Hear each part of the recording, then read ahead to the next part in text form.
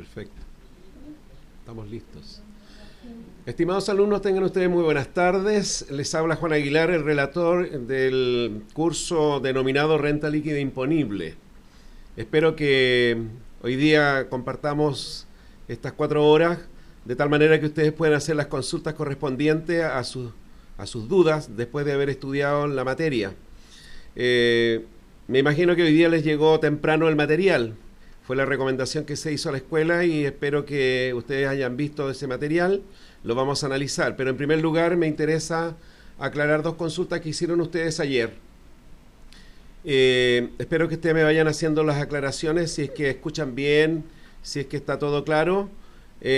Nosotros ayer vimos lo relacionado con la línea 36 y el código 19, y en relación al recuadro número 7, el reverso del formulario, que dice relación con los créditos. Por lo tanto, empezamos a analizar todos los créditos contra el impuesto de primera categoría, ¿ok?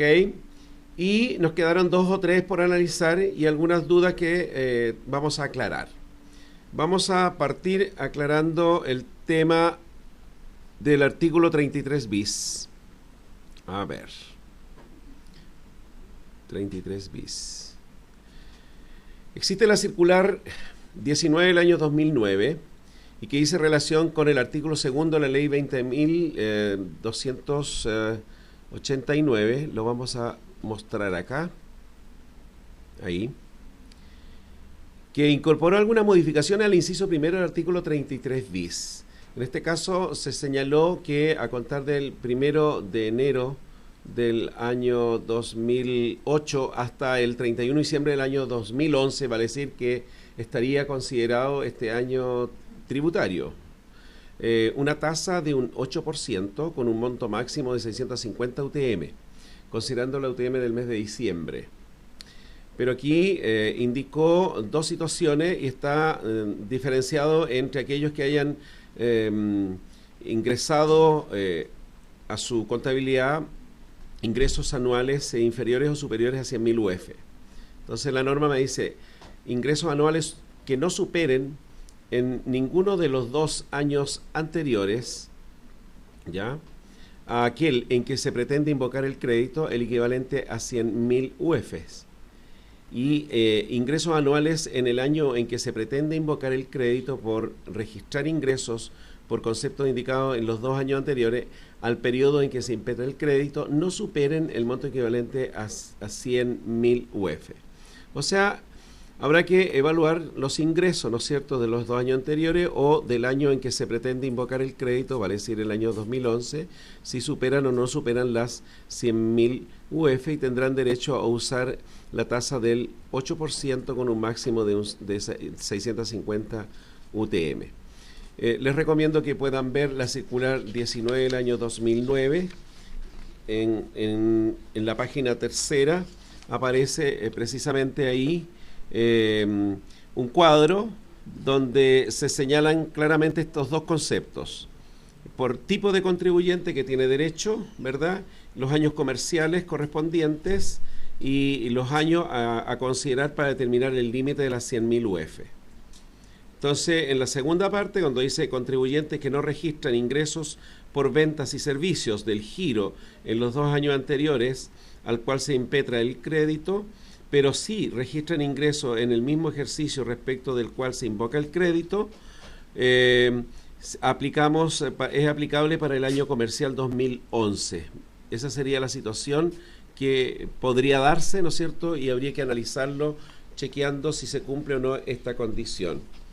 Finalmente, dice la circular, se hace presente que el referido crédito durante el periodo indicado deberá ser invocado por los citados contribuyentes de acuerdo a las instrucciones generales impartidas sobre la materia y contempladas en la circular 41 del año 90 y 44 del año 93, que ustedes la pueden ubicar en la página del servicio.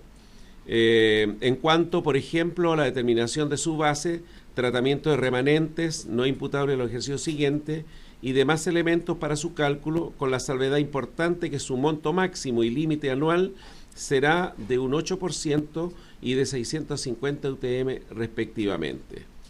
Esta norma está vigente a contar del 1 de enero del año 2009. Les recomiendo que si ustedes tienen inversión en activos fijos o tienen contratos de leasing firmados en el año 2011, vean la circular 19 del año 2009, porque tiene que el límite máximo de del 8% con las 650 UTM va a depender, ¿no es cierto?, de las condiciones que se establecen en esta circular. Otra consulta que se hizo ayer, que yo traté de explicarla, era relacionado con los contratos de leasing, vale decir, inversión a través de arrendamiento con opción de compra. Esto también está establecido en el artículo 33 bis. Y les señalaba ayer que el análisis respecto de esto está dado en la misma circular 41 del año 99. Por lo tanto, yo hice la transcripción de lo que dice la circular y al final puse los números para que ustedes pudieran entender de qué manera se debe tratar esto si es que ocurre el caso de que durante el año 2011 se efectuó un contrato de leasing. Vamos a ver entonces la situación. Esto es textual de la circular 41 del año 99. Dice: bienes tomados en arrendamiento con opción de compra. El valor sobre el cual se determina el crédito, lo señalábamos ayer también, es sobre el monto total del contrato de arrendamiento con opción de compra celebrado entre las partes. O sea, el valor total al 31 de diciembre del año 2011. Si tenemos, ¿no es cierto?, el contrato y tenemos la tabla, ¿no es cierto?, con las cuotas que se van a pagar y con los periodos respectivos, vamos a calcular entonces el valor total de ese contrato al 31 de diciembre del 2011. Y sobre ese monto calcularemos, ¿no es cierto?, la tasa del crédito establecido en el artículo 33 bis. Ahora bien, ¿qué puede ocurrir? Puede ocurrir lo siguiente. En relación a la situación del crédito ante la determinación de la renta líquida, que es lo que a nosotros nos interesa. ¿Qué pasa? La parte del crédito utilizada en pagar el impuesto de primera categoría deberá, o sea, obviamente primero tenemos el valor del contrato, sobre eso calculamos el 8% del crédito, con el cual nos va a servir para pagar el impuesto de primera categoría. Entonces, la norma me dice: la parte del crédito utilizado en pagar el impuesto de primera categoría deberá abonarse a los resultados del ejercicio en el cual se celebró el contrato de leasing, con el fin de revertir el cargo a resultado por las cuotas de arrendamiento pagadas o adeudadas durante el ejercicio indicado. ¿Qué quiere decir esto? Que tributariamente las cuotas que se pagan por el leasing, el contador las lleva a gasto. Para decir, por ejemplo, arriendo, cuenta de pérdida, arriendo cuota 1, por ejemplo, contra banco caja. Entonces, entre la fecha en que se firmó el contrato y el 31 de diciembre, es probable que tengamos varias cuotas pagadas o incluso adeudadas, ¿no es cierto?, o devengadas al 31 de diciembre. Ese valor total, ¿no es cierto?, de cuotas pagadas o adeudadas han disminuido el resultado financiero o tributario. Por lo tanto, si calculamos el crédito del 33 bis, vamos a tener que, primero que nada, hacer un ajuste contable, reconociendo el crédito a través de una cuenta de activo, que le podemos denominar crédito activo artículo 33 bis, por ejemplo, una cuenta de activo. Anoto el monto determinado y voy a abonar la cantidad equivalente a este crédito para revertir aquellas cuotas de arrendamiento que estaban contabilizadas en gasto. Vale decir, en el fondo, anulando la parte del gasto contra una cuenta, la misma cuenta utilizada, pero abonándola. De esa manera vamos a anular aquella parte del gasto que el contribuyente utilizó. Si repetimos, dice entonces que la parte del crédito utilizado en pagar el impuesto de primera categoría deberá abonarse a los resultados del ejercicio en el cual se celebró el contrato de leasing, con el fin de revertir el cargo a resultado por las cuotas de arrendamiento pagadas o adeudadas durante el ejercicio indicado.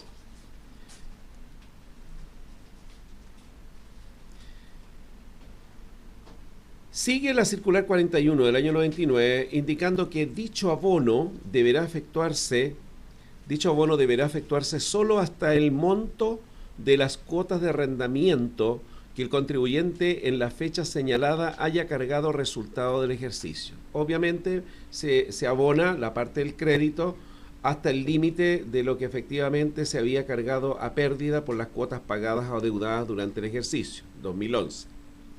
Si del mencionado crédito utilizado en pagar el impuesto de primera categoría, y que lo hemos reconocido en una cuenta de activo, aún quedare un remanente, vale decir que el monto que estoy anulando del gasto a través de este abono no fuera suficiente y aún me quedara, ¿no es cierto?, un remanente de crédito, este deberá registrarse contablemente como un ingreso anticipado y abonarse a los resultados de los ejercicios siguientes en los cuales la empresa cargue a resultado las cuotas de arrendamiento por la adquisición de bienes mediante contrato del INSEN y así sucesivamente hasta agotar totalmente dicho remanente.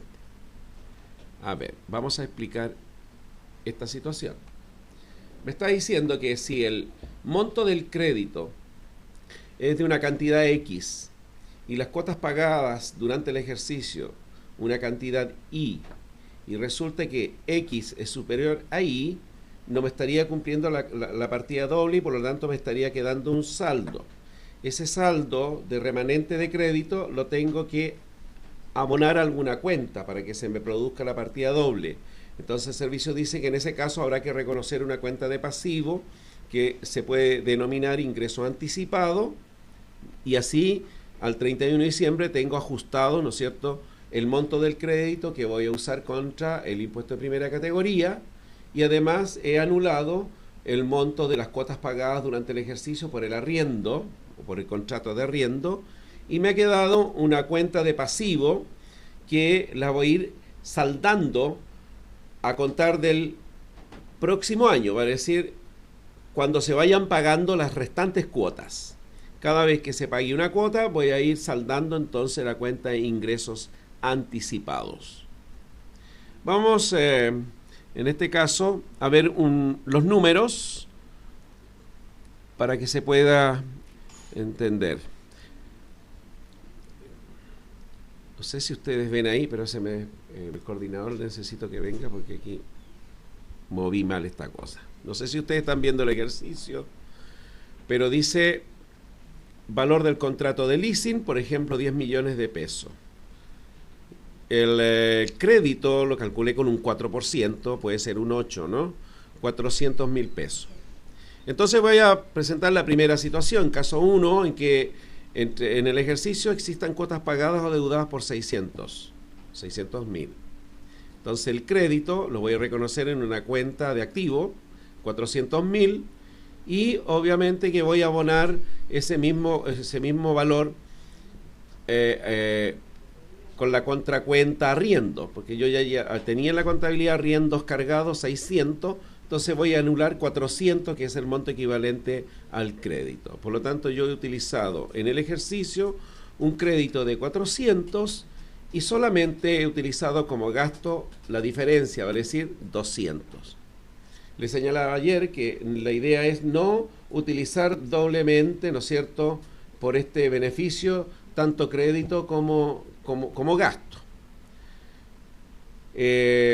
Ahora bien, la siguiente situación, supongamos que el crédito del 4% es 1 millón, ¿ya? Y también, entonces, tengo gasto por 600. Voy a reconocer el crédito por 1 millón, ¿verdad?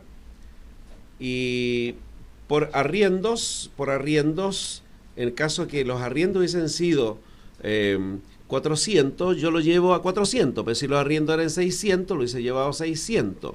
Y para cubrir la partida doble, la diferencia para cubrir el monto del crédito del millón. Aquí llevé arriendo 400 en el supuesto que habían cuotas pagadas de 400. Pero si las cuotas pagadas hubiesen sido 600, podía haber llevado 600, ¿verdad? Por lo tanto, el ingreso anticipado para este caso en particular serían 600.000. Esos 600.000 los voy a ir abonando A contar de enero del año siguiente, cuando pague la siguiente cuota de arriendo, yo voy a decir ingreso anticipado contra, ¿no es cierto?, caja o banco. Y así sucesivamente hasta que se extinga totalmente el ingreso anticipado. Quiero que me ponga aquí porque veo solamente eso, yo no me veo, no cacho nada. ¿A dónde tengo que apretar? Ahí. Ustedes me están viendo.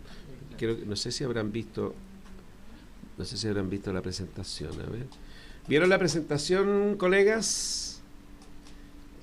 Sí. La voy a mostrar aquí, a ver, porque a lo mejor yo la fui explicando y no la vieron.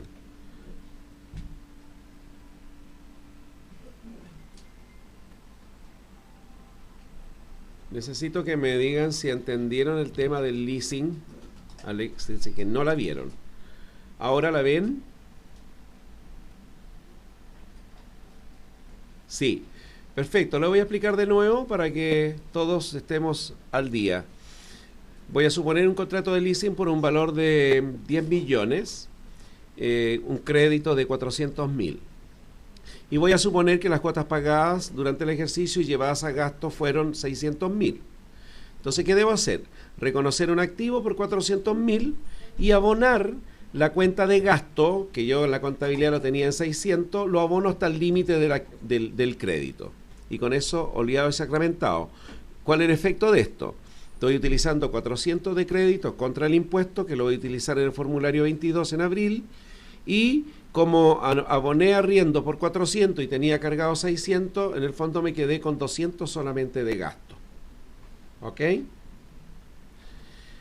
La otra situación, voy a suponer que el crédito es un supuesto, el crédito es 1 millón, ¿ya?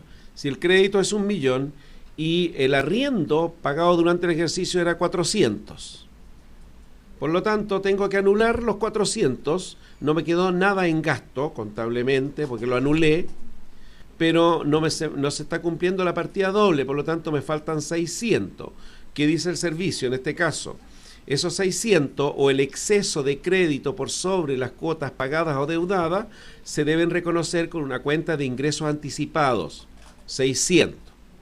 Y así, en resumen, nos quedaríamos con 1 millón con crédito contra el impuesto de primera, que lo vamos a utilizar en el formulario en abril, y sin nada de gastos, porque todo el gasto se anuló. Ese ingreso anticipado, que es un pasivo, lo voy a saldar contablemente con las cuotas que se empiecen a pagar en enero del año siguiente, febrero y así sucesivamente hasta que se extinga totalmente. Colegas, no sé si entendieron el ejercicio, ¿tienen alguna duda?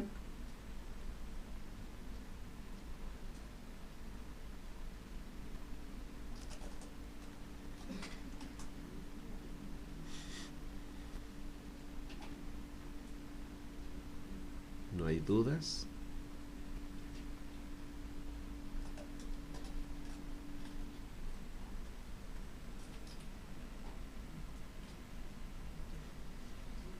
Toda esta aplicación sale en la circular 41 del año 99. Circular 41 del año 99. Tal vez alguien podría no contabilizar tributariamente el contrato de leasing. Eventualmente podrían haberlo contabilizado de acuerdo al boletín técnico 22. O si está en IFRS, haberlo contabilizado de acuerdo a las NIC. En ese caso, cuando estamos determinando la renta líquida imponible, todos los efectos de resultado a través de la renta líquida imponible tengo que anularlos. Anulo todo. Vale decir, si lo contabilizaron de acuerdo al boletín técnico 22 y tenían, por ejemplo, corrección monetaria del activo en leasing, corrección monetaria de la obligación en leasing, o tenían depreciación del activo en leasing, o intereses, ¿no es cierto?, pagados en gasto, yo lo que debo hacer en la determinación de la renta líquida imponible es tomar todos esos resultados, agregarlo y deducirlo de tal manera que como que no quedamos, como que no se ha hecho absolutamente nada. ¿Ok? Ahora bien, lo que sí debo hacer en ese caso, si lo contabilizaron de acuerdo a boletín técnico, lo que debo reconocer en la RLI es el gasto tributario. Así como el contador tributario registró en gasto las cuotas pagadas o deudadas al 31 de diciembre, el financiero, cuando determina su renta líquida imponible, lo que debe hacer es decir menos cuotas pagadas o adeudadas. Tanto. Similar como estaba planteado en el ejercicio. En el primer caso habían cuotas pagadas de 600. Entonces yo digo menos cuotas pagadas o deudadas 600. El tema es que si el crédito por el 33 bis, en el primer caso eran 400, ¿qué debería hacer? Anular, ¿no es cierto?, esos 400 de los 600. Si yo había rebajado 600, lo que debo hacer es agregar 400. Y así quedamos parejitos. En el otro caso, si el crédito era 1.000.000, ¿verdad? 1.000.000. Resulta que las cuotas pagadas en el caso segundo eran 400. Entonces yo digo, bueno, cuotas pagadas menos en la RLI 400 cuotas pagadas o deudadas. ¿Y qué va a ocurrir? Voy a tener entonces un crédito de 1.000.000. ¿Qué pasaría entonces con el ingreso anticipado? Aquí hay dos opciones. Hay dos opciones. O agregar, ¿no es cierto?, el ingreso anticipado, en este caso de los 600, a la RLI, ¿verdad? Y así quedamos oleado sacramentado, o no hacer nada y después al año siguiente hacer el ajuste. ¿Ok? Espero que le haya quedado claro las dos situaciones. Todo depende cómo el contador haya contabilizado el contrato de leasing. En la primera situación era una contabilización tributaria y en la segunda era una contabilización financiera. Los efectos son los mismos. No hay mayor problema en eso. Estimados colegas, ¿cómo les quedó claro? ¿Hay dudas? ¿Preguntas?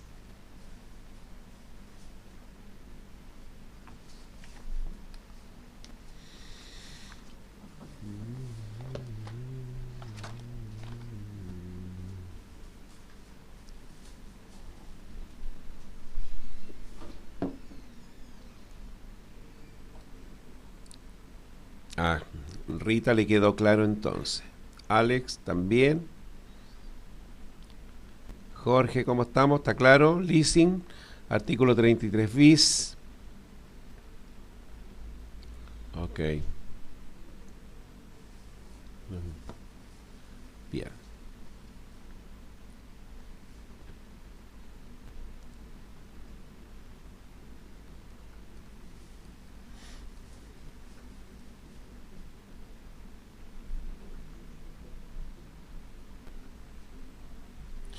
Ya.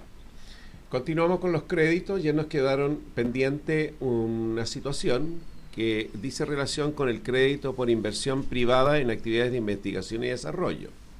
Entonces vamos a ver la presentación y después vamos a explicar de qué se trata esto. Según la circular 61 del año 2008, que dice relación a la ley 20.241 del año 2008, aquí nació un incentivo tributario para la investigación privada en I+D, vale decir, investigación y desarrollo. Entonces, se otorga aquí un crédito de un 35% contra el impuesto de primera categoría y 65% como gasto aceptado. Hay montos mínimos, ¿no es cierto?, y montos máximos, o sea, 100 UTM hasta 5.000 UTM. La investigación permite generar nuevos conocimientos científicos y tecnológicos con la expectativa de que contribuyan a desarrollar, fortalecer o mejorar la capacidad competitiva de quien lo encarga. Para los siguientes efectos, para la fabricación de nuevos materiales, productos o el diseño de nuevos servicios, procesos o sistemas de producción.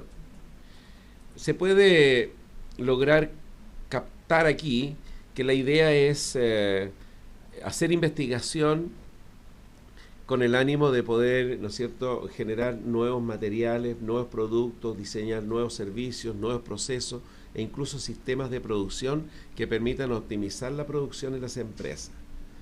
El fisco entonces incentiva esto a través de la ley 20.241, entregando un crédito de un 35% aplicado sobre el monto de la investigación contra el impuesto de primera categoría.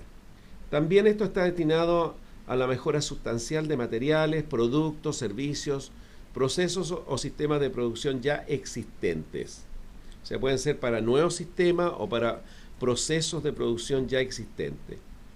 El desarrollo alcanza desde la comercialización y proyectos de demostración inicial o proyectos piloto hasta la materialización de los resultados de la investigación en un plano, un esquema o un diseño.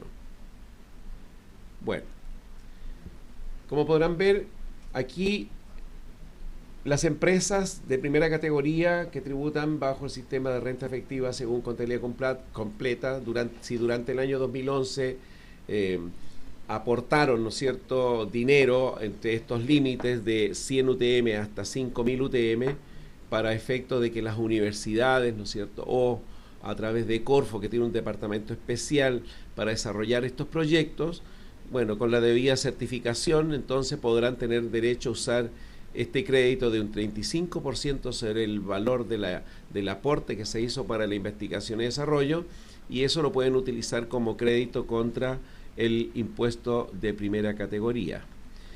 Este crédito va declarado en el recuadro número 7 al reverso del formulario, en el código 855. Código 855, entonces ahí se anota el monto del crédito. ¿Ok? El monto del crédito. Perfecto. Muy bien. No sé si tienen alguna consulta respecto de este crédito por investigación privada en actividades de inversión privada en actividades de investigación y desarrollo. Cualquier duda o complemento a este tema, ustedes encuentran la circular 61 del año 2008. Ahí les dan todos los indicadores de cómo se procede, cuáles son los procedimientos, dónde se deben dirigir, de qué manera se debe acreditar este crédito para efectos, digamos, de fiscalizaciones futuras del Servicio de Impuesto Interno. Claramente un crédito bastante atractivo para las empresas, un 35% del valor, ¿no es cierto?, que se entrega para investigación y desarrollo, y el saldo es un gasto deducible, es un gasto aceptado. Es un gasto aceptado. Hasta ahí entonces estaríamos con el recuadro número 7. La verdad que no sé si tienen alguna consulta en relación al recuadro número 7. Recuerden ustedes que ahí hay varios créditos que los analizamos.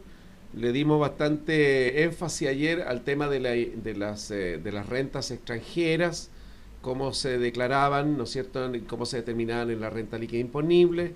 Yo les recomiendo que, de todas maneras, si es el caso, ustedes estudien la circular 25 del año 2008. Ahí sale todo el tema con ejercicios claramente expuestos. ¿Ok?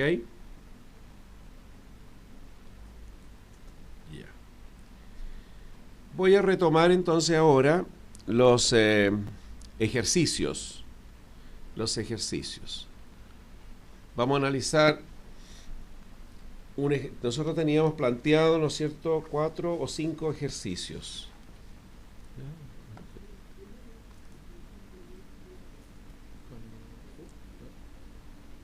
Sí, también ahí, creo, en el fondo.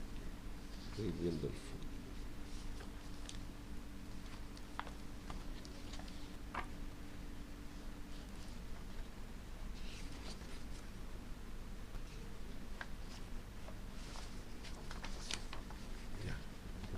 Vuelta. No hay que...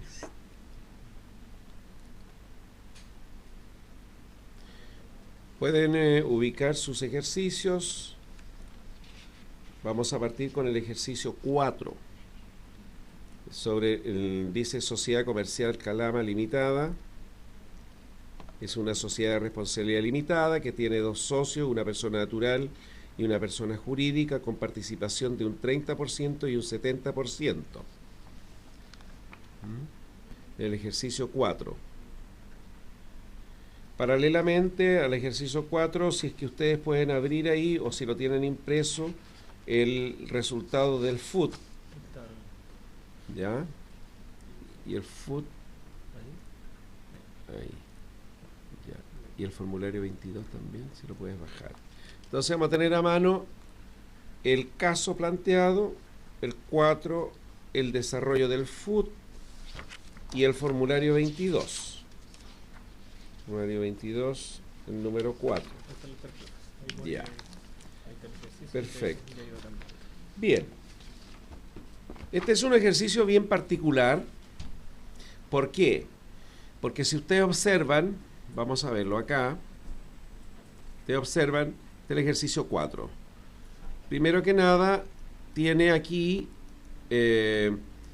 un remanente FUT positivo. Si ustedes observan, ahí tiene un remanente FUT positivo. ¿Ya? O sea, con utilidades propias. Eso quiere decir que la empresa generó una renta líquida imponible y por lo tanto pagó un impuesto sobre esa utilidad tributaria con una tasa de un 17%. También tiene acumulada una utilidad neta sin crédito de 125.000. Y el impuesto de primera categoría del año anterior, tributario 2011, 7.900.000, por lo tanto el remanente FUT al 31 de diciembre del año anterior eran 46.025.000. Esta es una utilidad propia. Es una utilidad, ¿no es cierto?, que ha grabado impuestos y ese impuesto se puede traducir en un crédito recuperable, ya sea por la vía de los retiros, o en este caso por la vía de los retiros de los socios, o también puede ser recuperable por la vía de la absorción por pérdidas tributarias generadas por la propia empresa, que es el caso que vamos a analizar. Si me siguen en el ejercicio para podernos interiorizar, dice que además tiene los datos del impuesto de primera categoría del año tributario anterior, 2011. Dice que el impuesto según tasa fue de 7.900.000, que coincide precisamente con el impuesto primera que está en el FUT. ¿Cómo se pagó este impuesto? Con contribuciones de bienes raíces, como crédito, vale, 650.000 pesos como crédito. Eso ya lo analizamos ayer, que son cuando las contribuciones son créditos y cuando son gastos. También se pagó ese impuesto una parte con el crédito del artículo 33 bis por inversión en activos fijos, 1.050.000. Y bueno, también tenía por los ingresos, ¿no es cierto?, pagos provisionales mensuales, 6.200.000, y por lo tanto quedó un impuesto a pagar efectivo al momento de declarar de 0. Pero el impuesto real de primera categoría al 31 de diciembre del 2010 fue de 7.900.000, que es lo que precisamente debe ir reflejado a través del registro FUT. ¿Cómo se determina esta renta líquida imponible? Y aquí viene lo interesante de esto, porque primero que nada, el resultado según balance de esta empresa es una pérdida financiera, vale decir 5 millones de pesos en pérdida, por eso aparece ahí en negativo. ¿Qué se agregan? Se agregan partidas que disminuyeron la renta del ejercicio, es decir, valores que están representados a través de cuentas de pérdida. Entonces aquí se agregan gastos no acreditados, pagados y reajustados del 25 de junio del 2011, por lo tanto recuerden ustedes que de acuerdo al artículo 33, todos estos gastos rechazados deben ir debidamente actualizados por IPC. Aquí están reajustados y fueron pagados 400.000 pesos, están agregados. También se agrega gastos de automóvil pagados y reajustados efectuados en el 15 de noviembre del 2011 y ahí son 600.000 pesos. Serían solamente 2 agregados y los 2 agregados son pagados. ¿Ok? Por lo tanto, estos 2 gastos rechazados, pagados, van a tener efectos en el FUT. Se van a rebajar del FUT, van a consumir FUT, va a haber crédito, va a haber incremento y por lo tanto serían gastos rechazados que esta sociedad tendrá que declarar en la declaración jurada 18 1893, como gasto rechazado a los socios, proporcional a su participación, salvo que el gasto del automóvil se identifique con un solo socio, quien usa permanentemente el automóvil. En ese caso, el gasto de los 600.000 pesos irían directo al socio que usa el automóvil. Posteriormente, si ustedes observan, tiene una deducción, y esa deducción es por un dividendo percibido de una sociedad anónima chilena. Recuerden ustedes que los dividendos percibidos de sociedad anónima chilena se consideran, de acuerdo a la ley de la renta, exentas de primera, por el artículo 39, número 1. Razón por la cual, cuando determinamos la renta líquida imponible, se deduce. Ahora, vamos a entender que, paralelamente, me llega un certificado de la sociedad anónima donde me dice cuánto es el monto del incremento y cuánto es el monto del crédito. En este caso me está diciendo que este dividendo en la fuente, en la sociedad anónima, se grabó con un 20% y por lo tanto viene con un crédito y un incremento de un 20%. Fueron 18 millones de pesos percibidos por la empresa y que el contador lo registró en una cuenta de ganancia. Por lo tanto, por la norma del 39 número 1, debo deducirlo. Observen lo que generó.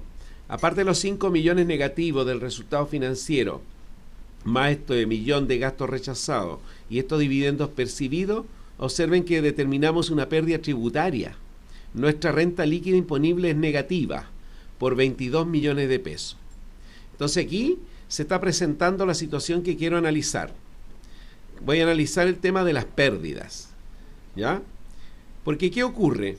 En particular, si ustedes observan, este contribuyente al 31 de diciembre del 2011 va a tener utilidades propias que provienen de ejercicios anteriores, según los datos del FUT, que eran 46.025.000.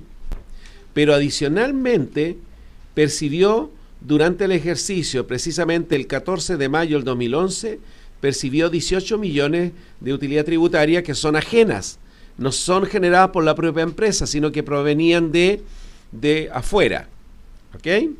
Y vienen con crédito.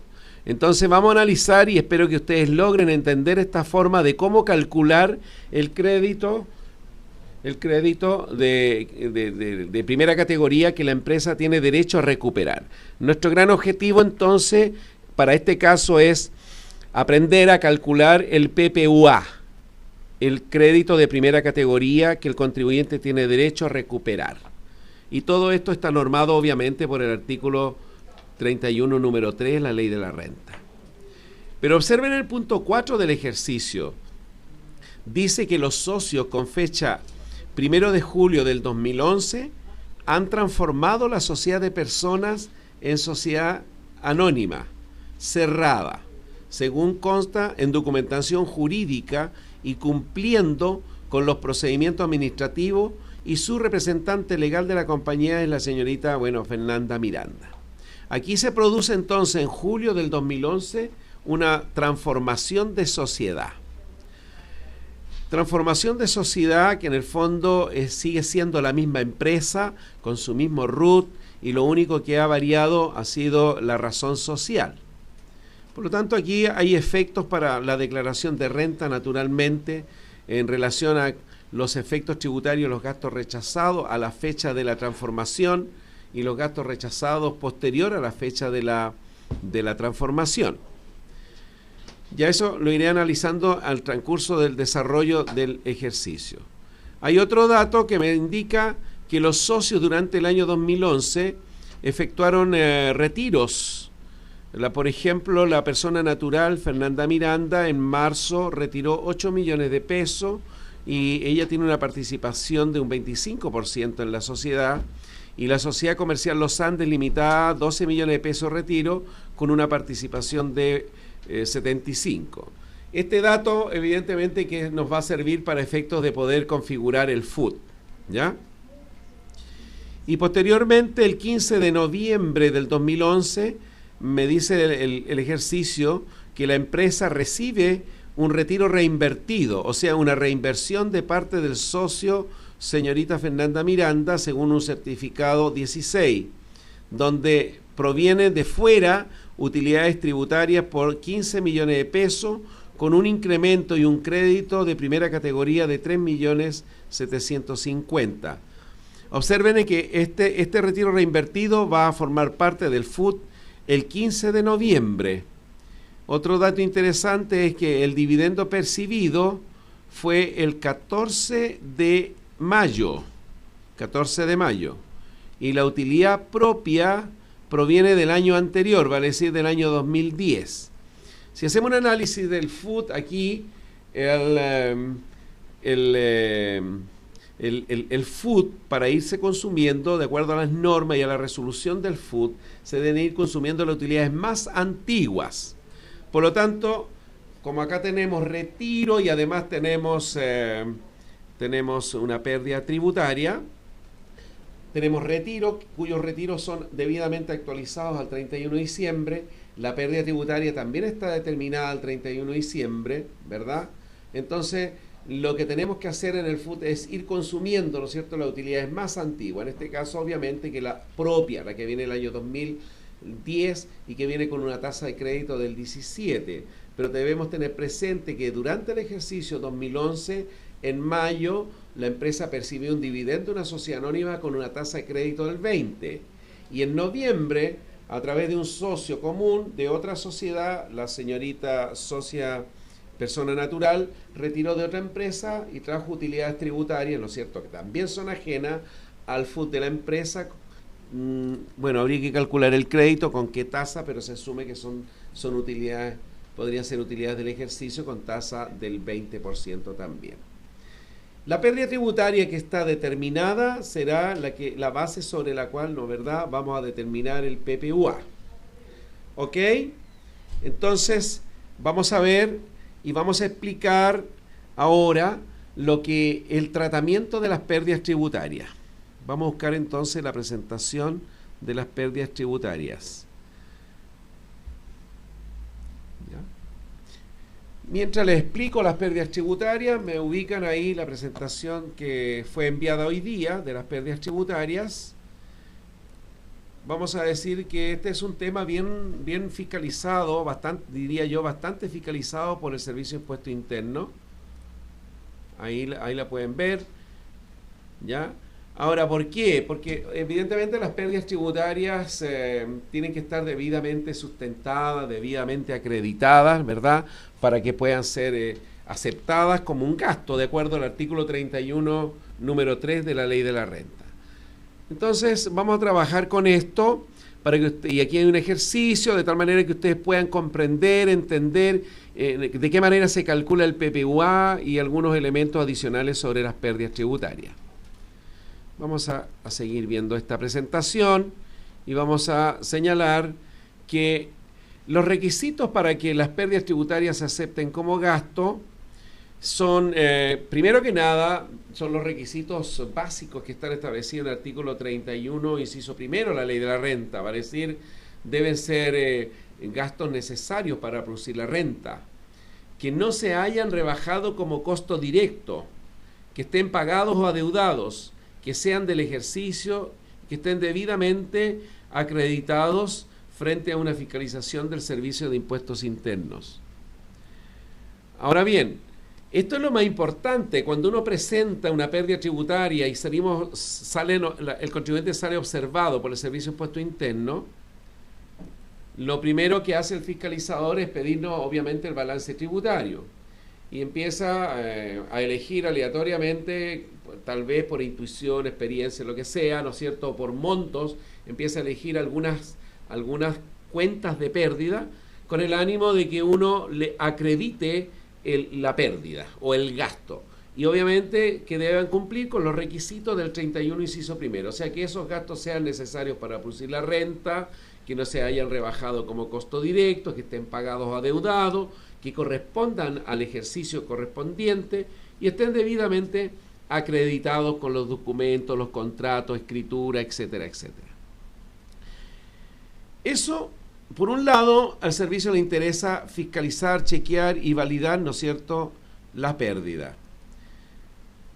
¿Cómo se acredita entonces una pérdida tributaria en forma fehaciente ante el Servicio de Impuesto Interno? Primero, habrá que guiarse por lo que dice el artículo 17 del Código Tributario. El Código Tributario dice: toda persona que deba acreditar la renta efectiva lo hará mediante contabilidad fidedigna.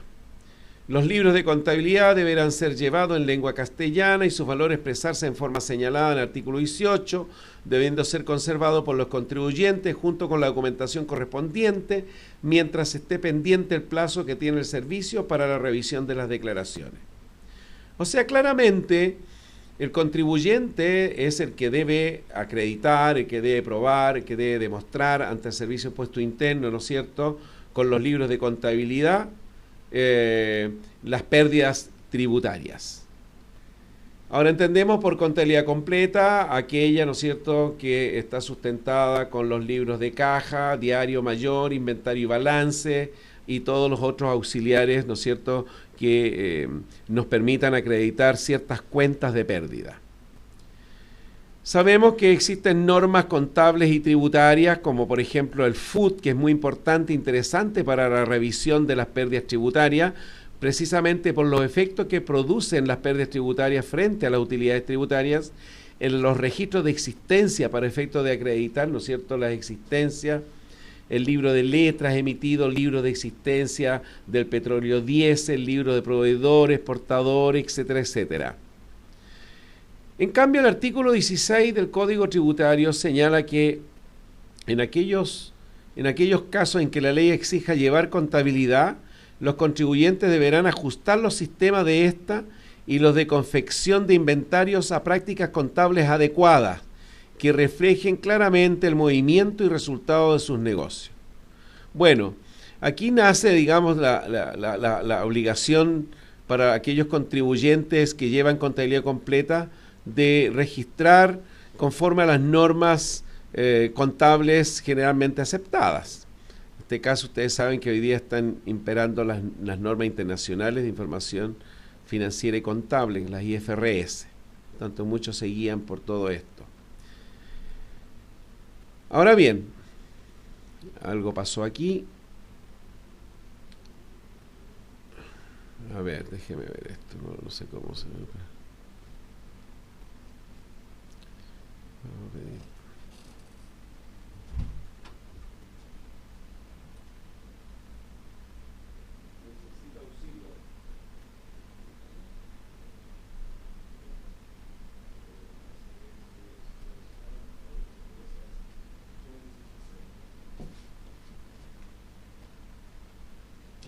Acá.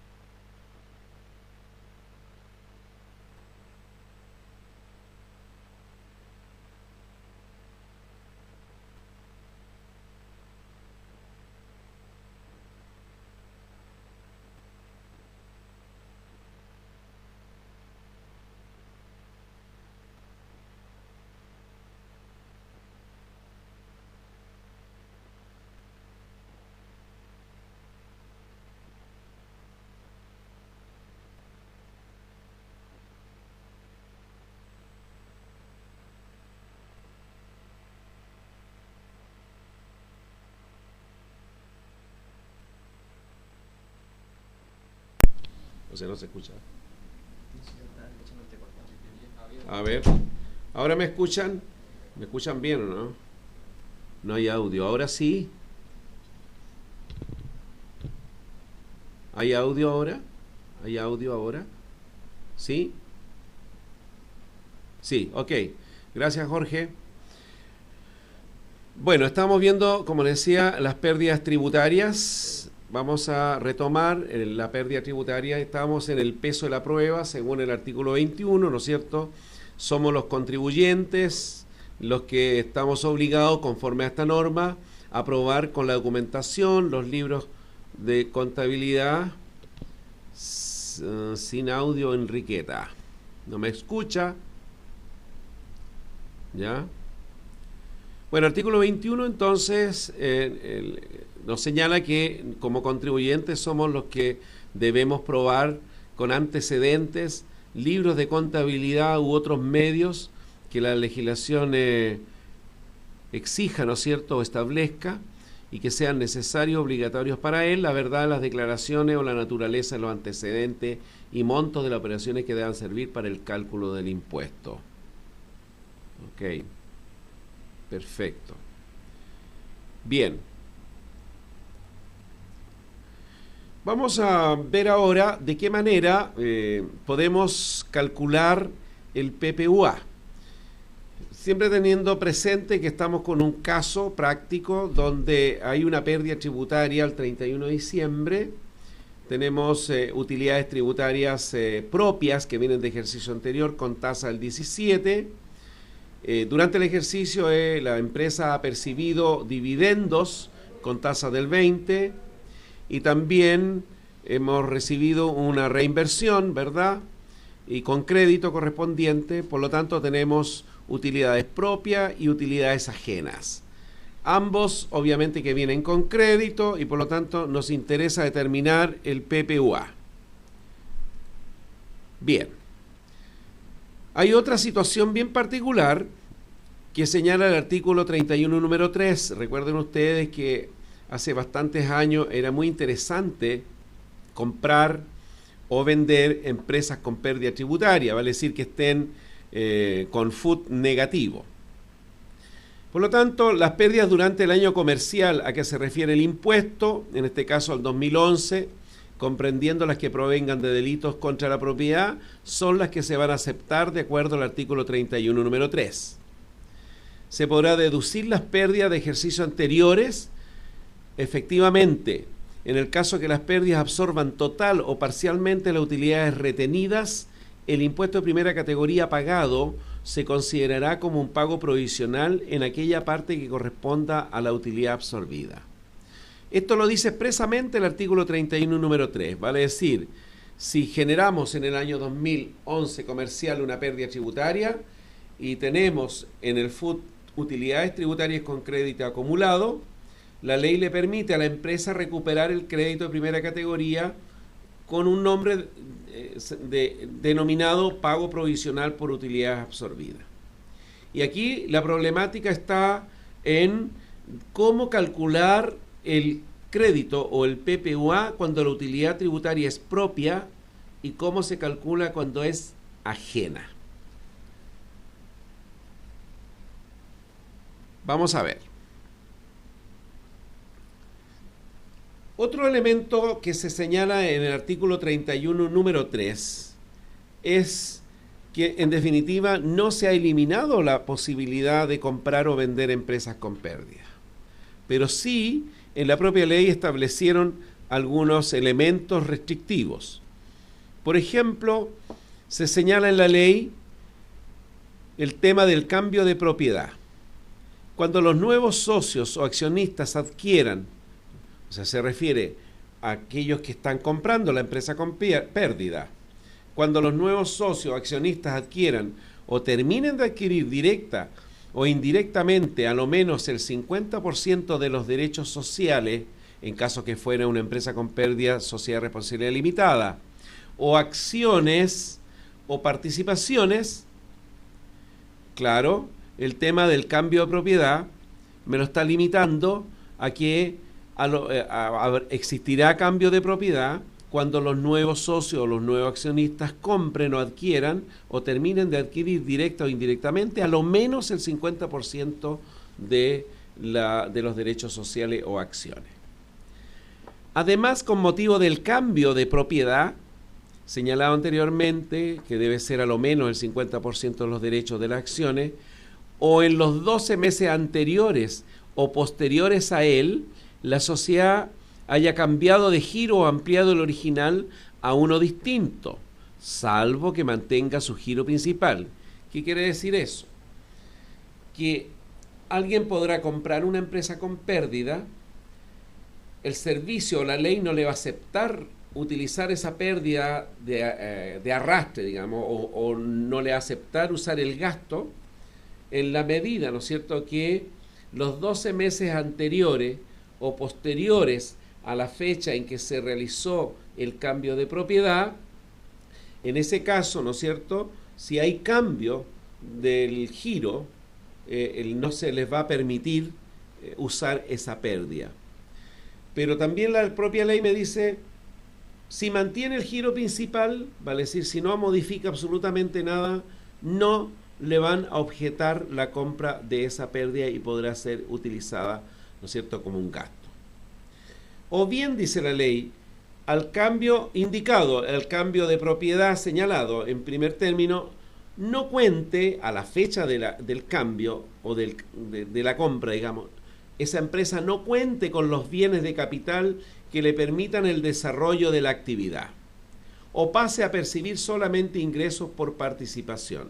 Hay dos elementos aquí que también son elementos para efectos de evaluar si es que la empresa que se está comprando y que tiene pérdida tributaria, se puede o no utilizar esa pérdida tributaria. Entonces hay que evaluar que a la fecha de la compra, ¿no es cierto?, que esa empresa, si no cuenta con bienes de capital, bienes del activo fijo, bienes de uso que le sirvan para la producción, obviamente que la ley no le va a aceptar que se utilice esa pérdida como un gasto. ¿Qué significa eso? Que lo ideal es que entonces a la fecha del cambio de propiedad existan en la empresa bienes de capital, ¿ya? Bienes de capital que permitan el desarrollo de la actividad o giro que está declarado ante el Servicio de Impuesto Interno por esa empresa. También le van a rechazar si solamente esta empresa se compra con el ánimo de percibir solamente ingresos por participación. También va a ser cuestionada y la pérdida no podrá ser utilizada. Lo anterior no se aplicará cuando el cambio de propiedad se efectúe entre empresas relacionadas, en los términos que establece, ¿no es cierto?, el artículo 100 de la ley 18.045. O sea, si a la fecha del cambio quedaron relacionadas ciertas empresas en un determinado grupo y dentro de esas empresas hay empresas con FUT negativo por pérdida y además empresas con FUT positivo con crédito de primera categoría, no van a tener ningún problema en que hoy día puedan venderse, comprarse, reorganizarse y recuperar el crédito de primera categoría en calidad de PPUA. ¿Ok?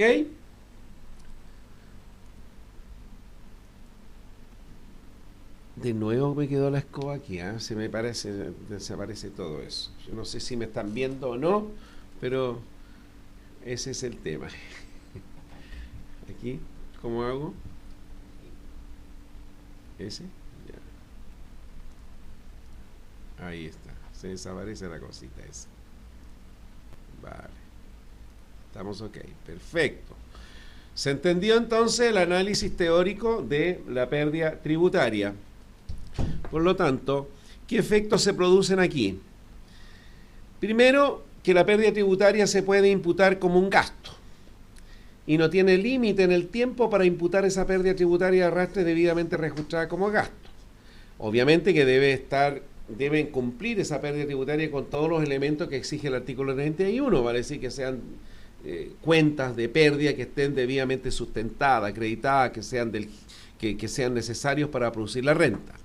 Y el otro efecto que se produce es que se puede recuperar el impuesto de primera categoría pagado por ya sea por la empresa, ¿no es cierto?, cuando generó su propia renta líquida imponible, o el impuesto de primera categoría que han generado otras empresas y que esta empresa los atrae a través de participaciones sociales, por ejemplo, percibiendo dividendos o efectuando retiros o con reinversiones o retiros reinvertidos. Llegan a mi empresa a utilidades tributarias ajenas con crédito de primera categoría y por lo tanto también tengo la posibilidad, según el artículo 31, número 3, a recuperar ese crédito. No se pierde ese crédito.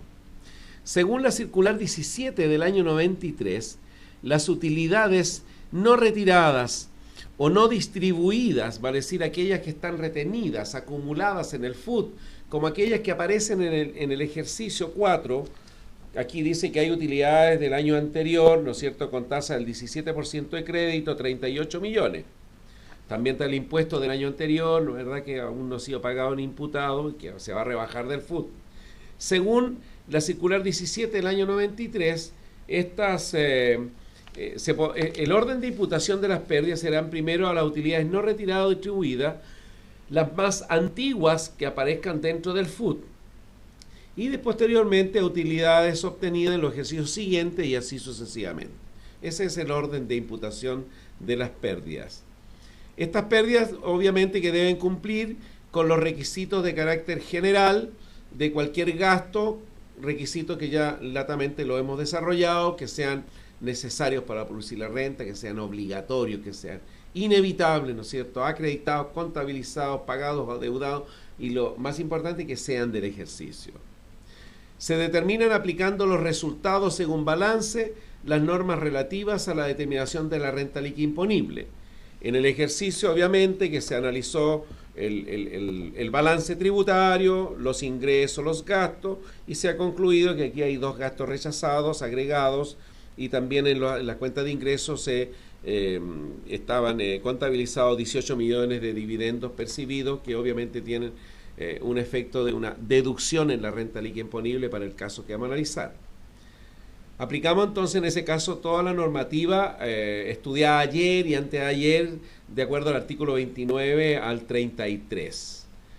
Su monto de la pérdida registrada al 31 de diciembre se va actualizando por IPC por el año completo, de tal manera que en la renta líquida imponible, cuando determinamos una deducción por pérdida de arrastre, debe ir debidamente actualizada por IPC.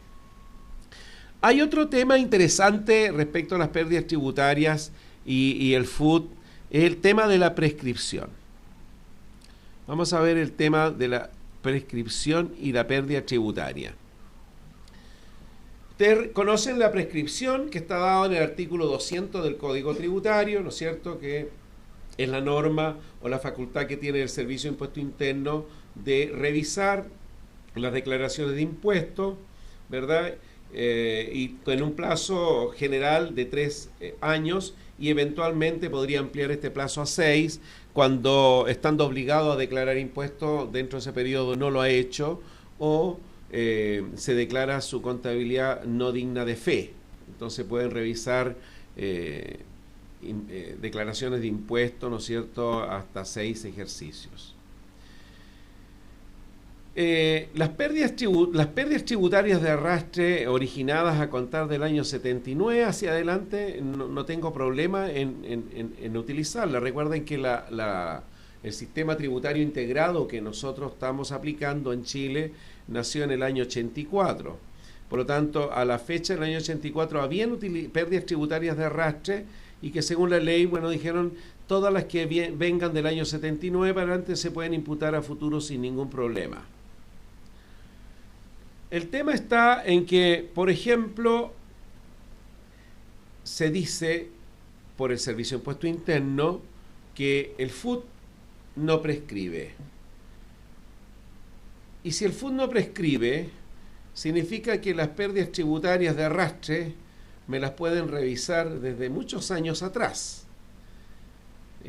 Problema para uno, porque en realidad uno, de acuerdo al artículo 200, uno mantiene, ¿no es cierto?, documentación por 6 años. Y si es un contribuyente de IVA y nos regimos por el artículo 58 de la ley del IVA, me dice que los documentos también los debo mantener durante 6 años. Y de ahí para atrás yo podría destruir la documentación que sustentan, ¿no es cierto?, los libros de contabilidad. Lo que nunca puedo hacer es destruir la contabilidad propiamente tal, porque la contabilidad va a estar vigente y no puede perderse. O sea, si se pierde, sabemos lo que el efecto que produce el artículo 97.16 del Código Tributario. Pero en estricto rigor de la contabilidad debería mantenerse mientras la empresa existe. Por lo tanto, en mi opinión, para poder acreditar pérdidas tributarias de arrastre que están a través del FUT reflejadas, acumuladas, actualizadas, si el servicio quisiera revisar esas pérdidas tributarias de 20 años atrás, bueno, para eso está la contabilidad. Pero todos sabemos que el servicio nos exige a través de sus funcionarios que le llevemos documentos de hace 20 años atrás. Ahí hay un problema y no podemos hacer absolutamente nada frente a una notificación de esa naturaleza. El poder que tiene el fiscalizador frente a nosotros es que, bueno, nos rebaja el FUT, ¿verdad? O nos rebaja la pérdida negativa y ahí vamos perdiendo como contribuyente. Por lo tanto, en muchos casos tampoco nos dan la posibilidad de recuperar el crédito de primera categoría por no tener un certificado de un dividendo, por ejemplo. Entonces, bueno, ahí hay un problema que siempre hay que tenerlo presente para efectos de fiscalización. Yo les recomendaría que vean el oficio 231 del año 86, el 164 del año 97 y un ordinario 393 del año 2005 que dice relación con este tema. Bien. Se me pierde todo esto. Yo dejé la escoba aquí, ¿ah? Bueno, ahora vamos a ver los ejercicios sobre el cálculo del PPUA. ¿Ya?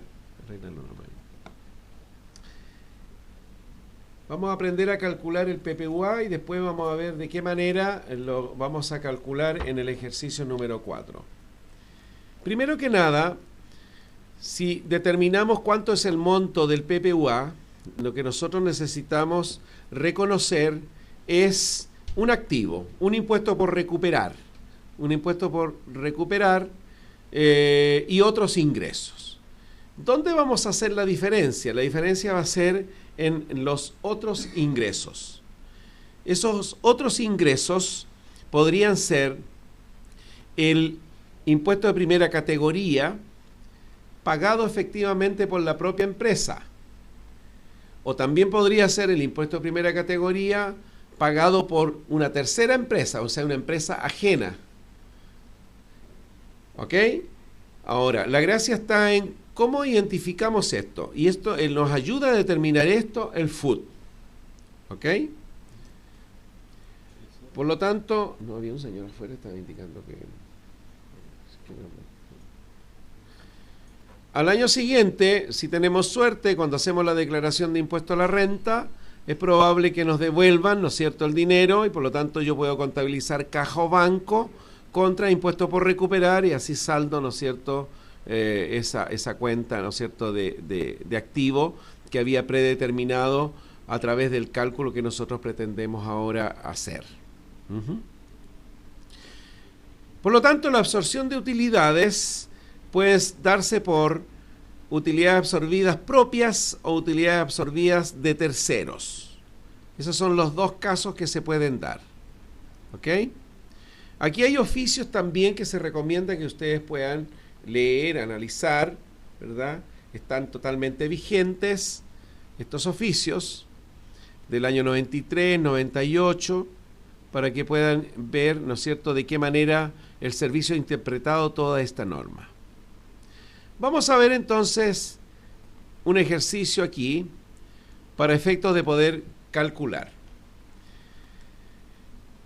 Primero vamos a ver la recuperación del impuesto de primera categoría pagado. Fíjense que el impuesto que le van a devolver tiene que ser un impuesto de primera categoría pagado. Esto el servicio lo controla chequeando, ¿no es cierto?, la efectividad del pago del impuesto, del entero en arca fiscal el impuesto, ya sea con efectivo o sea con crédito, no importa, pero se pagó. Entonces, la recuperación del impuesto de primera categoría pagado por la empresa respecto de utilidades propias. Esto quiere decir entonces que de qué manera vamos a calcular el PPUA cuando la utilidad es propia y la empresa ha generado una pérdida tributaria. En el caso en particular que ustedes están viendo ahí en la presentación, como antecedente me dice que la renta líquida es negativa, vale decir, es una pérdida tributaria y que el valor absoluto no supera las utilidades tributarias del FUT. Observemos entonces lo antecedente. Dice que el resultado de balance de pérdida, antes de reconocer el crédito, vale decir, el pago provisional por utilidad absorbida, antes de hacer el cálculo, es de 34.560.000. Si lo llevamos al caso nuestro que tenemos acá, nosotros tenemos, antes de hacer el cálculo del PPUA, en el ejercicio 4, en el punto 4 romano, tenemos que la pérdida tributaria es de 22 millones. Eso es antes de determinar el monto a recuperar. El resto son los ajustes, los agregados y las deducciones. En este caso se sumó el valor total, ¿no es cierto?, entre agregado y deducciones, neteado 12.450.000. Y ahí recién determinamos entonces cuánto es nuestra renta líquida negativa antes de reconocer el PPUA, 22.110.000. Eso es el equivalente a los 22 millones que tenemos en el ejercicio número 4. Paralelamente, lo que necesitamos es tener los datos del FUT.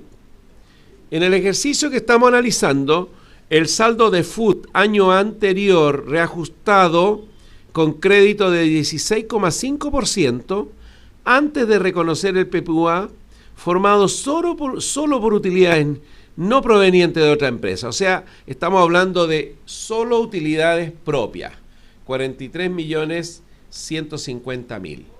Ojo que tiene un crédito de 16,5%. ¿Ok? ¿Qué significa esto? Lo primero que debo hacer entonces, lo primero que debo realizar es calcular el monto del crédito, el monto del PPUA. Primero que nada, observen que la pérdida tributaria en valor absoluto es 22.110.000. Y la utilidad acumulada propia es de 43 millones. O sea, la pérdida tributaria en valor absoluto no supera al FUT. El FUT es mucho mayor que la pérdida tributaria.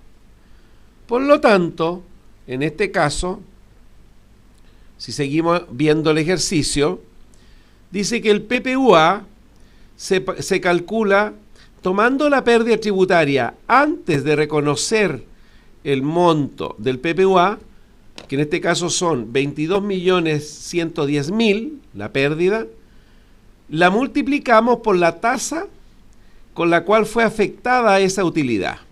Y en este caso la utilidad tributaria que está en el FUT fue afectada con un 16,5. Si calculamos el 16,5 sobre los 22.110.000, que es la pérdida tributaria, me da como resultado 3.648.150. O sea, cuando es propia y la pérdida tributaria es menor que la utilidad tributaria acumulada en el FUT, se aplica la tasa directamente sobre la pérdida tributaria. Y así determinamos el PPUA que vamos a recuperar. Por lo tanto, el asiento contable será PPUA o cuenta de activo o impuesto por recuperar, como ustedes quieran llamarlo, 3.648.150. Y vamos a utilizar una contracuenta de utilidad e ingreso, le vamos a denominar otros ingresos, 3.648.150. He aquí un comentario. Ese otro ingreso, en el fondo lo que estoy recuperando es el impuesto de primera categoría que la propia empresa pagó en años anteriores al fisco. Y que en ese año anterior, cuando se generó esa utilidad tributaria y tuvimos que pagar ese impuesto fue considerado gasto rechazado. Y cuando se pagó en el año tributario correspondiente, se tuvo que rebajar del FUT cuando se paga el impuesto de primera categoría, se rebaja del FUT debidamente actualizado. Por lo tanto, hoy día, si lo estoy recuperando, estoy recuperando un impuesto. Y como impuesto no tiene por qué tributar. Por lo tanto, yo le pondría ahí donde dice otros ingresos, entre paréntesis le pondría otros ingresos no tributables. Ojo, le pongo no tributables para no ponerle no renta, porque no es el concepto no renta, es no tributable, vale decir que no se afecta con impuesto. Porque todos sabemos que no existe impuesto sobre impuesto. Ahora bien, ¿eso qué significa? Que si tiene esta característica, este valor, otro ingreso, yo voy a determinar, se me modificó evidentemente mi resultado contable. Por lo tanto, si el resultado contable anteriormente eran 34.560.000 de pérdida y ahora tengo otro ingreso por 3.648.150, mi resultado de balance ahora, después de haber reconocido el PPUA, será negativo también, pero 30.911.850 y no 34.560 como lo teníamos antes. Ese es uno de los efectos. Como este valor es no tributable, yo lo voy a, de hecho aquí se me va a rebajar la pérdida financiera, pero a su vez voy a tener que deducir el ingreso por el PPUA, por 3.648.000. ¿Y por qué se deduce? Precisamente por lo que le estaba señalando. Este es un ingreso no tributable. Finalmente, estos eran agregados que no se han modificado. Mi renta líquida, si ustedes observan, vamos a llegar a una pérdida tributaria equivalente a la que teníamos antes de reconocer el PPUA. Y esto se da por una cuestión muy particular, porque lo que vamos a recuperar va a ser el impuesto de primera categoría propio, que la propia empresa pagó y que en su momento se tuvo que agregar a la renta líquida imponible. Cuando se pagó se rebajó del FUT y ahora lo voy a tener que deducir contrariamente en la renta líquida imponible y al FUT lo tengo que agregar. Viceversa. Y lo tengo que agregar como una utilidad tributaria, porque en el fondo es una utilidad tributaria que está recibiendo la empresa, que es sin crédito, evidentemente que es sin crédito. Si ustedes observan ahora entonces la determinación del FUT, nuestro saldo de FUT eran 43.150.000, ¿no es cierto? Antes de reconocer el PPUA, que había sido grabada con 16,5, ahora le resto la pérdida tributaria, 22.110.000, y sí voy a sumar al FUT el PPUA. ¿Y por qué lo sumo al FUT? Porque cuando yo determiné el impuesto, recuerden ustedes, tuve que rebajarlo del FUT y ahora me lo están devolviendo, por lo tanto, ¿qué debo hacer? Sumarlo al FUT, pero sin crédito. Mi saldo de FUT para el ejercicio siguiente será, en este caso en particular, 24.688.150. No sé si se entendió hasta aquí esta situación, pero que sí. Estimados colegas, ¿me escuchan? Hemos visto un ejercicio en el cual la utilidad tributaria absorbida es propia, donde el impuesto de primera lo pagó la propia empresa, que en su momento fue gasto rechazado, que cuando el impuesto se pagó se rebajó del FUT. ¿Qué estamos haciendo hoy día? Cuando es propia, tomo la utilidad absorbida y le aplico la tasa con la cual se afectó, con la tasa de impuesto con la cual se afectó. Por lo tanto, debo reconocer lo que yo quiero que me devuelvan. Por imperio de la ley, me tienen que devolver una X cantidad. Ya lo calculé. Y digo, impuesto por recuperar a otros ingresos. Y como esos otros ingresos son el propio impuesto que la empresa ya había pagado años anteriores, ahora obviamente que me va a modificar mi resultado financiero y tengo que deducirlo en la renta líquida que estoy haciendo en este momento, y por lo tanto eso implica que al sumar y restar el mismo valor, el resultado tributario no sufrió variaciones, sigue siendo la misma pérdida tributaria. Ahora bien, el monto a recuperar en el FUT lo tengo que agregar, lo tengo que sumar, porque cuando se pagó el impuesto yo lo tuve que deducir. Ahora, ¿qué debo hacer? Agregarlo, sumarlo, pero sin crédito, porque no se está grabando con impuesto. ¿Me entienden? Y en el formulario 22 se declara el monto a recuperar. Un comentario aparte. Si ustedes observan aquí en el caso, estamos aplicando la tasa, y así dice la ley, se aplica la tasa de impuesto con la cual se afectó la utilidad tributaria sobre la utilidad absorbida. Pero estamos aplicando la tasa directa. Y resulta que la utilidad absorbida está neta, porque el impuesto de primera categoría cuando se pagó rebajó el impuesto, por lo tanto me quedó solo la utilidad neta. Y si yo le aplico la tasa directa a la utilidad neta, significa que yo no estaría recuperando el 100% del impuesto que efectivamente pagué. No sé si me explico. Lo que no estoy recuperando es precisamente el incremento que le corresponde al impuesto que estoy recuperando. ¿Y cómo se calcula el incremento? Multiplicando el impuesto que estoy recuperando. En este caso estoy recuperando ¿cuánto eran? 3 millones y tanto, ¿no? 3.648.150. Si le aplico 16,5 y lo divido, ¿no es cierto?, por 100 menos 16,5, ese monto es el impuesto que no se recupera. En mi opinión, bueno, la ley está dada así, pero en mi opinión deberíamos recuperarlo. Pero bueno, ya hay jurisprudencia sobre eso y no hay nada que hacer. Lo único que tenemos que dejarlo reflejado a través del registro FUT en una columna, en una fila especial donde digamos crédito de primera categoría irrecuperable, tanto monto. Y así queda claramente explicitada la situación. Volvamos ahora y vamos a ver otro ejercicio. ¿Ok? Vamos ahora a ver la situación particular de la recuperación del impuesto de primera categoría pagado por utilidades que resultan absorbidas por pérdida cuando la RLI es negativa y supera las utilidades tributarias del FUT. Cuando la pérdida es superior a la utilidad acumulada de FUT. En este caso, si ustedes observan ahí, el resultado según balance es de negativo 47.890. Hay ajustes 5.600.000. La pérdida tributaria antes de reconocer el PPUA es 42.290. Y el saldo de FUT de años anteriores, debidamente reajustado y con tasa también del 16,5 antes de reconocer el PPUA, y está formado solo por utilidades no provenientes de otra empresa, dicho de otra manera, está formado solo por utilidades propias.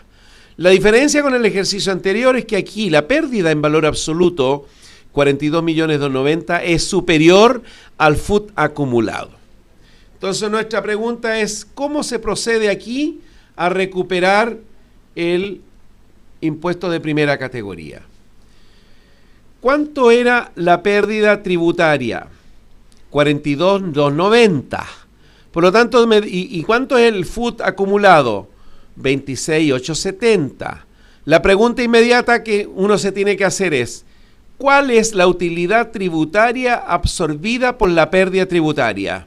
Claramente, toda la utilidad tributaria está siendo absorbida por la pérdida tributaria. Vale decir, la utilidad tributaria absorbida en este caso es 26.870.000. ¿Ok? Por lo tanto, sobre la utilidad absorbida, 26.870.000, aplico la tasa directa del 16,5, que es la tasa de impuesto con la cual se grabó esa utilidad tributaria acumulada, resultando directamente ahí un monto de PPUA de 4.430.550. Entonces hago el asiento, PPUA 4.433.550, a otros ingresos, y como esta es una utilidad propia, le vamos a poner otros ingresos y entre paréntesis no tributables. Por lo tanto, sigamos. Fíjese que ya no me estaría quedando utilidad, se estaría absorbiendo totalmente la utilidad. Si vamos a la determinación del FUT, de la RLI nuevamente, ya reconocida el PPUA, el resultado de balance, que era pérdida, antes la teníamos en 47.890.000. Ahora me estaría quedando en 43.456.450 porque he reconocido otros ingresos. Y como este monto de impuesto que estoy por recuperar es propio, vale la misma explicación para el caso anterior, vale decir, tengo que deducirlo en la determinación de la RLI. Y por lo tanto, he llegado a una pérdida tributaria equivalente a 42.290.000, que era la primitiva que antes, digamos, de hacer el reconocimiento del PPUA. O sea, claramente, cuando tengo utilidades propias y calculo el crédito a recuperar, la pérdida tributaria no se me va a modificar. Vamos a ver el FUT ahora. ¿Cuál va a ser el efecto del FUT? ¿Cuánto FUT disponible teníamos antes? 26.870.000. La pérdida tributaria del ejercicio es 42.290.000. Y hemos reconocido un PPUA, ¿no es cierto?, propio de 4.430.550 que debo sumarlo, al igual que en el caso anterior, al FUT, pero sin crédito. En definitiva, si ustedes hacen la suma, me estaría resultando finalmente en la última línea un saldo de FUT de negativo de 10.986.450. Entonces uno se tiene que preguntar aquí, ¿me quedó un saldo negativo para el ejercicio siguiente? Claramente estoy recuperando el crédito de 4.433.550. La pregunta que me hago es, ¿esos 10.986.450 es un FUT negativo para el ejercicio siguiente? Y es un FUT negativo equivalente al monto de una parte de la pérdida tributaria.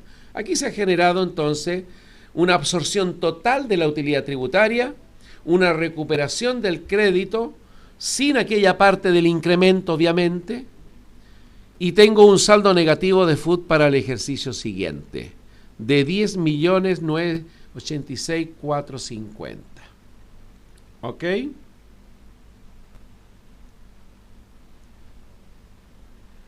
¿Están cansados? Ya, perfecto. Ya llevamos 1 hora y media, qué increíble cómo pasa el tiempo.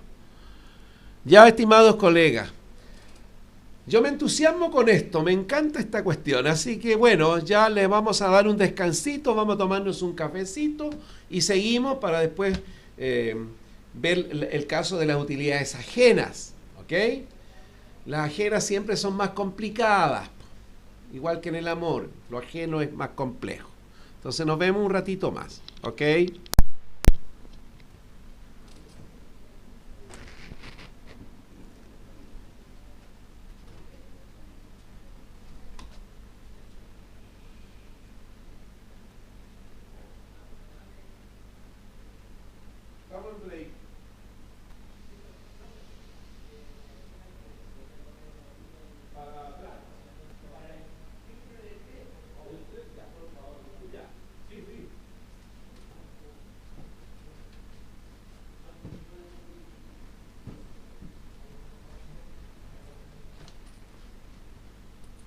Yo voy y vengo de inmediato. Ya. Está, compadre.